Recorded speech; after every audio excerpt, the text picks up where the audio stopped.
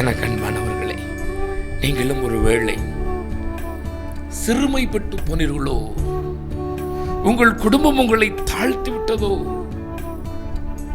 உங்களுடைய நியாயம் எடுபடவில்லையோ, நியாயமாய் உங்களுக்கு கிடைக்கக்கூடிய அத்தனை ஆசீர்வாதங்களையும் பொல்லாத மனிதர்கள் பிடுங்கிக் கொண்டார்களோ, பயப்படாதீங்க. ஒரு நீதியுள்ள நியாயாதிபதி வழக்காட வருகிறார். உங்களுக்காய் ஒரு நீதியுள்ள நியாயாதிபதி வழக்காட வருகிறார். அவர் நீதியுள்ளவர். அவரிடத்தில் எவ்வளவேனும் அநீதி இல்லை. அவர் எவரிடமும் லஞ்சம் வாங்கி வழக்கை மாற்றுகிறவர் அல்ல. லஞ்சம் வாங்கி நியாயத்தை புரட்டுகிற தேவன் அல்ல. என் ஆண்டவரிடத்தில் பரிதானம் செல்லாது என்று வேதம் சொல்கிறது. என் ஆண்டவர் முகதாட்சணியம் பார்க்கிறவர் அல்ல என்று சொல்கிறது வேதம்.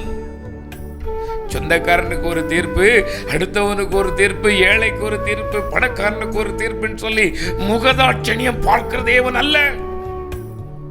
பணத்துக்கு ஒரு பணம் கொடுத்தா அவருக்கு சார்பா, பணம் இல்லாட்டா இவருக்கு சார்பான்னு பேசுகிற பணப்பிரியனும் ஆண்டவர் அல்ல. நீதி உள்ள நியாயாதிபதி உனக்காய் வருவார், உனக்காய் வருவார், மனம் இறங்குவார்.